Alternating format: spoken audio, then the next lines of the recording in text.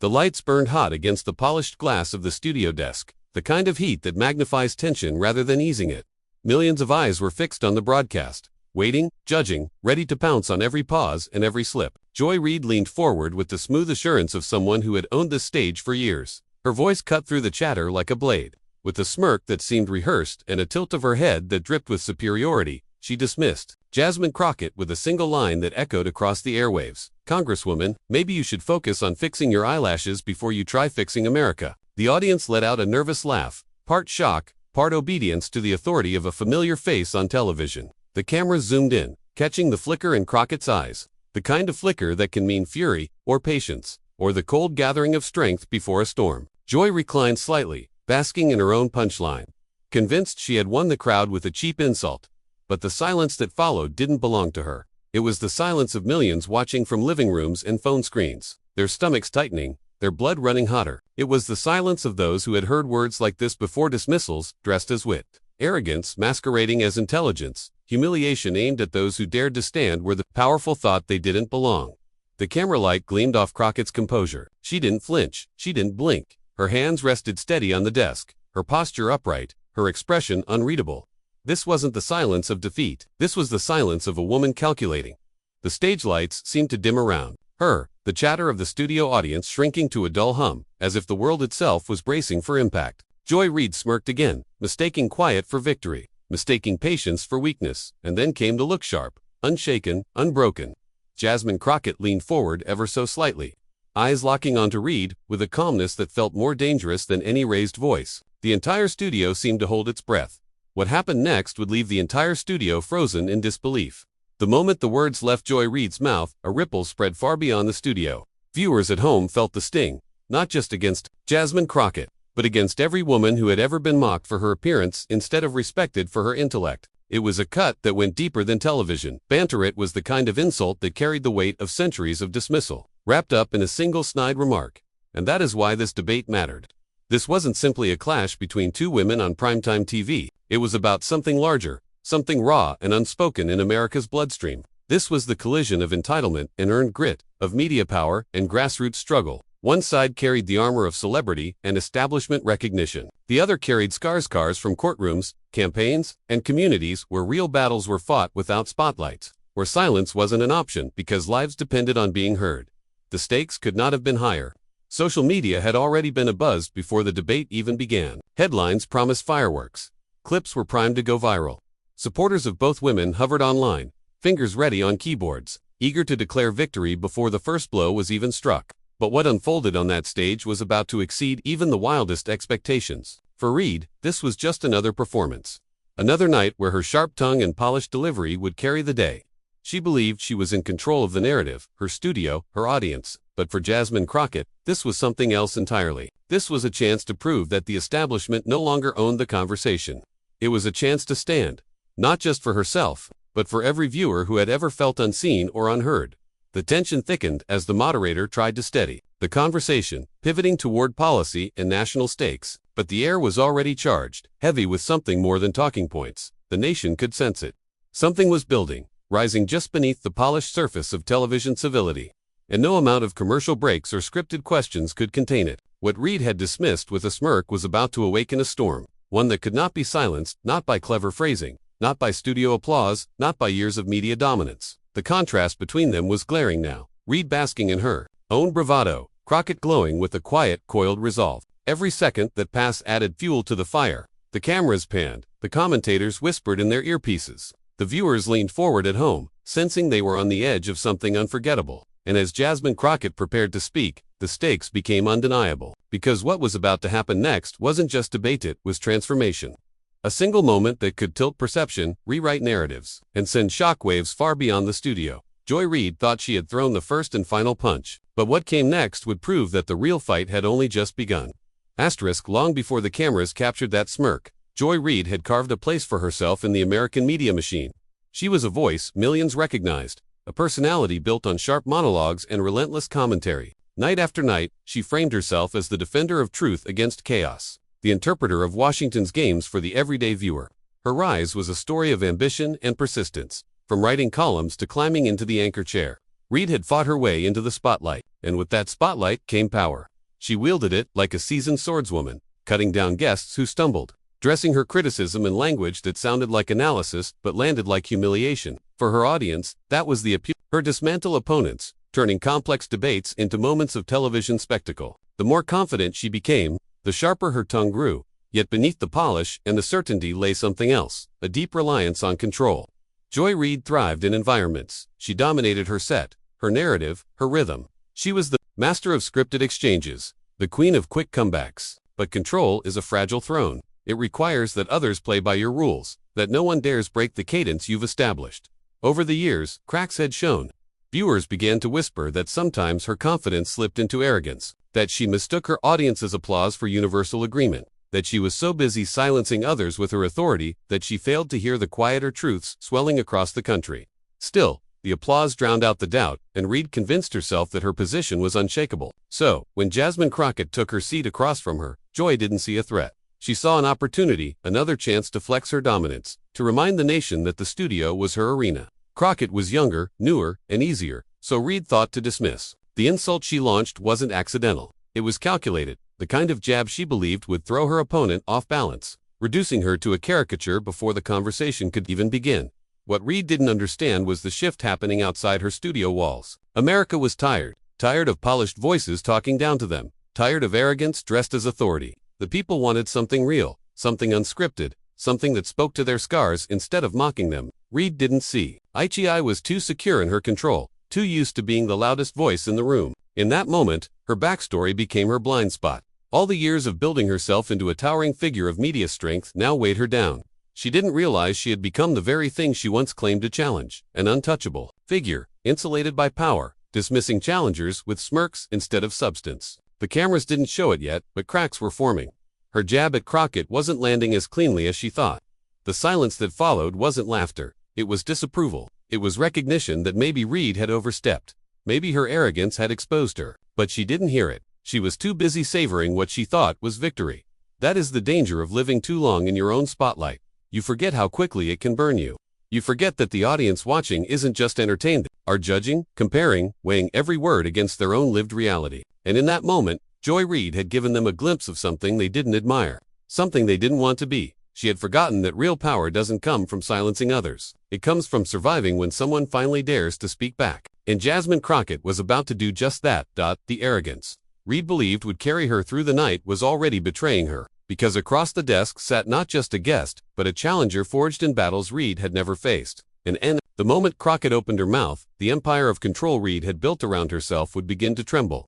Long before the lights of a television studio ever shone in her face, Jasmine Crockett was fighting battles far away from the glare of cameras. She wasn't born into celebrity or handed a national platform. Her rise came through grit, persistence, and a stubborn refusal to let anyone else write her story. She came from neighborhoods where the law wasn't always fair, where dignity was often treated as optional, and where people like her had to prove, again and again, that their voices mattered. Her journey began in the courtroom, not the newsroom. While others mastered media sound bites, Crockett mastered the art of defense, standing beside clients who couldn't afford flashy attorneys, clients who the system had already decided were guilty before they ever saw a judge. She was a public defender, and that role carved resilience into her bones. Day after day, she stood against prosecutors with endless resources, armed only with her preparation, her determination, and her belief that justice couldn't just be a slogan, it had to be lived.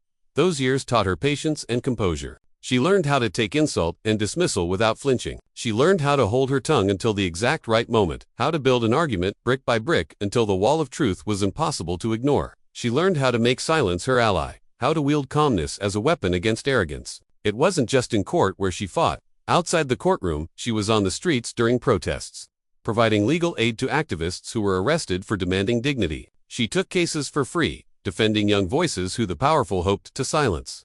To Crockett, the law wasn't a tool of prestige, it was a shield for those who had none. Every late night she worked, every case she carried, every insult she absorbed only sharpened her resolve. When she stepped into politics, she carried that same fire. In the Texas State House, she was often the youngest voice in the room, sometimes the only black woman at the table. She walked into halls of power that weren't built for her, halls where her very presence was a disruption. And yet, she did not shrink. She authored more bills than any other freshman, proving that hard work and focus could cut through institutional bias. Colleagues underestimated her, opponents dismissed her, but Crockett thrived in that underestimation. It was fuel. Every "you can't" became her reason to show that she could. That is what made her different. She wasn't polished for TV. In the way Joy Reid was, she didn't grow in the soil of media applause. She grew in resistance, in the raw battle for survival and recognition. Every scar she carried told a story, a client freed, a protest defended, a community uplifted. Each scar was also armor against the arrogance of those who thought they could reduce her to a joke, a stereotype, or a throwaway line. So when she walked into that studio and took her seat across from Joy Reid, she carried more than her own story. She carried the weight of countless stories of the clients who whispered thank you after a verdict, of the activists who wiped tears after being released, of the constituents who told her that her presence in office was proof they still belonged in the American dream. She carried the story of every person told to sit down, be quiet, or disappear. That weight didn't crush her, it lifted her. It gave her composure in the face of arrogance. It gave her calm when others expected anger. It gave her strength when others assumed fragility. Because Jasmine Crockett knew something Joy Reid didn't. When you've been underestimated your whole life, you stop fearing it. You start using it. You let them smirk. You let them doubt. You let them dismiss. And then, when the moment comes, you strike not with rage, but with truth so sharp it cuts deeper than any insult ever could. Her backstory wasn't one of entitlement. It was one of endurance. And endurance always outlasts arrogance. As she sat there, the insult hanging in the air like smoke, Crockett didn't feel humiliated. She felt ready. Ready to channel the years of struggle, the battles fought in obscurity, the resilience forged in fire. Joy Reid thought she had silenced her opponent. What she didn't realize was that silence was the very place where Crockett thrived at. And when Jasmine Crockett finally broke that silence, what came out would shatter the illusion of control and leave the nation stunned. The moderator's voice tried to steer the discussion back toward policy, but the air in the studio was still thick with tension. Joy Reid leaned back in her chair, her lips curved into a smile that wasn't warmth but warning.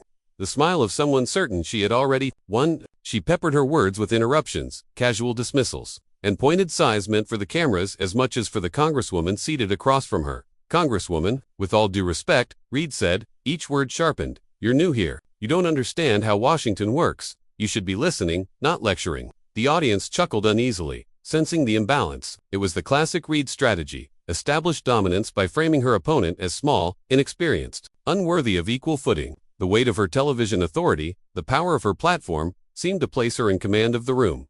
But Crockett didn't move. She sat in quiet, steady contrast, her body language refusing to match Reid's theatrics. Where Reid was sharp and reactive, Crockett was calm and immovable, a quiet storm waiting for its first flash of lightning. Reid pressed harder. She interrupted mid-sentence, threw in digs disguised as clarifications, and tried to reduce complex issues into punchlines that only she could deliver. "It's adorable," she sneered at one point, "but you think your grassroots experience prepares you for the machinery of national politics. This isn't a protest, this is power." The studio laughed again, but the laughter sounded forced, thinner this time, as though the audience knew they were watching something that wasn't as funny as it was cruel. Crockett's eyes didn't waver. Her silence, her composure, began to feel heavier than Reid's words. The balance of the room was shifting, even if Reid didn't notice it. At home, viewers leaned closer to their screens. They recognized this dynamic. They had seen it before at work, in schools, in neighborhoods, when someone in power belittled another, mistaking patience for weakness. They knew what they were witnessing wasn't just political sparring. It was arrogance testing the limits of dignity. Crockett finally adjusted her microphone, a small gesture, but enough to signal that her turn was coming. The studio quieted just a little, anticipation humming beneath the surface. Reid, still oblivious, went in for another strike. "Congresswoman, you're out of your depth here. Maybe take notes, you might learn something." This time, the laughter didn't follow. The silence stretched longer. The cameras caught Reid blinking, confused for a fraction of a second by the absence of applause. She covered it quickly with another smirk, but the shift was already underway, and Crockett still hadn't said a word. She didn't need to. Her poise was beginning to unnerve Reid more than any counterpunch could have in that moment, because everyone watching could sense it: the buildup, the gathering of words not yet spoken. The moment before the storm breaks, the moderator cleared his throat, attempting to balance the exchange. "Congresswoman Crockett, would you like to respond?" The invitation hung in the air like a drumroll. Reid chuckled, ready to pounce again, but her laugh rang hollow. Across from her, Crockett slowly leaned forward, her hands steady, her voice preparing to cut through the noise with a clarity no insult could drown. Every camera tightened its focus. Every viewer leaned closer. The chatter in the studio faded into stillness. The escalation had reached its peak. Joy Reid thought she had cornered her opponent, reduced her to silence. But what she didn't realize was that Crockett's silence wasn't surrender, it was the quiet before the strike. And when she finally spoke, The blow would land with a force no smirk could withstand. The pause before Jasmine Crockett spoke was longer than anyone expected. It wasn't hesitation, it was control. Her eyes swept the studio, as though weighing the weight of every lens. Every ear tuned in, every heart waiting to feel something. More than another petty exchange of sound bites, then, in a voice that didn't rise, didn't strain, but carried with the certainty of lived truth, she began. You know, Joy, Crockett said, her words deliberate, people like me don't get invited into spaces like this because we're expected to stay quiet. We're invited so we can be dismissed, so you can show the audience that Washington still belongs to the same old voices. A ripple of silence moved through the crowd. Even the cameras seemed to lean closer. Reid shifted in her chair, the smirk faltering for a beat before returning, thinner this time. But here's the thing, Crockett continued, her tone steady but rising in energy. I didn't come to Washington to play the role someone else wrote for me. I came here because people, the very people you mock when you talk about grassroots, sent me here. And those people are tired of being laughed at. They're tired of being told to take notes while others write their future. The audience, stirred applause threatened to break through, but was stifled by the studio's decorum. Reid interjected with a sharp laugh, trying to reclaim the rhythm. That's cute, she shot back, but we're talking about governing, not campaign slogans. Crockett leaned forward, closing the distance, her eyes locked. No, Joy, we're talking about respect, and you can dress it up however you like, but when you tell me to take notes, when you laugh at my experience, you're not dismissing me, you're dismissing every single person who sent me here because they believed I was strong enough to fight for them. And I promise you, this they're listening right now, and they know exactly what you mean. The silence was no longer uneasy. It was electric. The audience wasn't laughing anymore. Some leaned forward in their seats, others clutched their phones, ready to clip the moment. Hashtags were already forming in minds across the nation. Reid tried to cut in again, but Crockett raised her hands slightly, not aggressive, but commanding. The studio obeyed the gesture, the moderator's mouth closing mid-breath. Crockett owned the air. You say Washington is about power. You're right, but the mistake you make, the mistake too many here make is believing that power comes from belittling others. Real power comes from the people, from the workers who clock in every morning, from the immigrants who build lives with nothing but grit, from the communities that refuse to disappear no matter how many times they're told they don't belong. That's who I represent. And no, smirk, no insult, no television moment is ever going to erase that. The words landed like blows, not shouted, but undeniable. Reid's face tightened, the rehearsed ease slipping as the audience responded with a burst of clapping that could no longer be contained. The moderator attempted to quiet them, but the noise was there, alive, undeniable. Crockett pressed on. You said I should take notes. Fine, here's what I've learned. Joy, I've learned that too many voices on national platforms confuse arrogance for authority. I've learned that dismissing young, black, female leaders is still considered fair game. And I've learned that every time someone like you tries to cut me down, it only proves why I must keep standing up. The applause grew again, this time, impossible to stop. Reid's fingers tapped nervously against her notepad, her once sharp interruptions nowhere to be found. Her weapon mockery was powerless against Crockett's clarity. And let me remind you, Crockett said, her voice now carrying a rhythmic cadence, almost sermon-like. The history of this country isn't written by those who smirk in studios. It's written by those who dared to stand when they were told to sit, by those who raised their voices when silence was demanded. That's the America my people believe in. That's the America I believe in. And I will never, ever apologize for bringing that into this room. The audience erupted. Cameras flashed, capturing the intensity of the moment. The Congresswoman's unwavering gaze, Reid's frozen expression. On social media, clips of the takedown were already spreading, the captions writing themselves. Crockett silences Reid. Grassroots thunder on live TV. The moment the room turned. But Crockett wasn't finished. She leaned back, slightly, allowing the storm she had summoned to wash through the studio, and then, in a softer but sharper tone, delivered the final strike. You asked me to listen, Joy. I have listened, to the dismissals, the condescension, the jokes at my expense. But now, it's your turn. Listen to the people you keep underestimating. Because if you don't, if you keep laughing while they fight to be heard, then you'll wake up one day and realize the power you thought you owned was never yours to keep. The audience roared. The moderator struggled to restore order, his pleas drowned out by cheers. Reid sat back, her lips pressed tight, searching for words that wouldn't come. Her authority, once unquestioned in that studio, had been shattered, and, as the noise swelled, Crockett sat quietly, her expression unchanged, her presence speaking louder than any shout could. She hadn't needed theatrics. She hadn't needed to raise her voice. She had spoken truth, and the truth had silenced the room.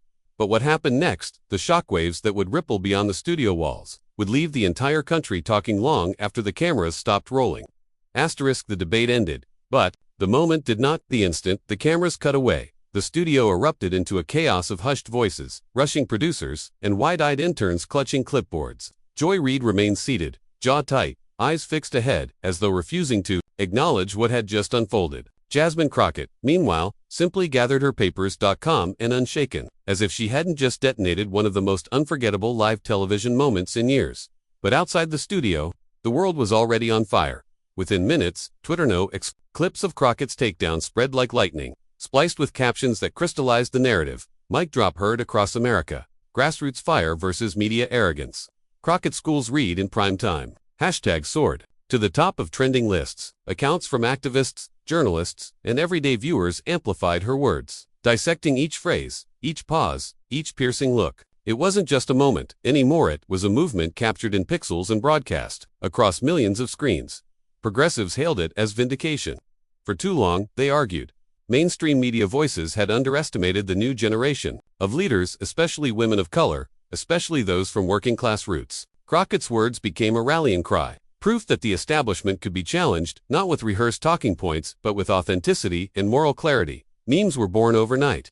T-shirts with the line, "The power you thought you owned was never yours to keep," began circulating online before sunrise. Meanwhile, the backlash ignited just as fiercely. Reid's defenders framed Crockett's speech as disrespectful, as grandstanding, as a breach of decorum. Headlines from conservative outlets pounced, spinning the clash as evidence of democratic division. The culture war machine whirred into motion, each side armed with the same clip but wielding it as proof of entirely opposite truths. In Washington, whispers turned into full-throated conversations. Congressional staffers forwarded the video with subject lines like, "You see this." Donors called campaign managers asking about Crockett's future. Some establishment figures winced at the spectacle, fearing it exposed cracks to mend. Others quietly admitted admiration. It had been a long time since a debate moment felt this alive, but perhaps the most telling reaction came not from politicians or pundits, but from the people themselves. Ordinary viewers, the ones who rarely tuned into political debates, found themselves replaying the clip over and over. For many, it was the first time they saw someone who spoke not in the polished cadence of Washington insiders, but in a voice that sounded like their own, direct, uncompromising, unapologetic. The shockwaves traveled beyond social media. Morning shows replayed the exchange on loop, framing it as the moment that froze the room. Op-eds debated whether Crockett had crossed a line or redefined one. Late-night comedians carved monologues from Reid's, smirk dissolving under Crockett's calm fury. Everywhere the debate was discussed, one fact remained constant. No one was talking about Reid's policies anymore. The story belonged to Crockett. Joy Reid, for her part, tried to reclaim the narrative. The next day, she addressed the moment on her own program, offering a measured defense of her words and framing Crockett's response as performative outrage. But even as she spoke, the online comments scrolling beneath her live feed betrayed the shift, viewers quoting Crockett back at her, reminding her that the insult had been hers, but the victory belonged to her opponent. For Crockett, the days that followed were surreal. Requests for interviews flooded in. Grassroots organizations sent her messages of gratitude. Young women posted videos of themselves echoing her words, some with tears in their eyes, saying, "Finally, someone said it." The fire she lit had spread far beyond the studio's walls, beyond politics itself.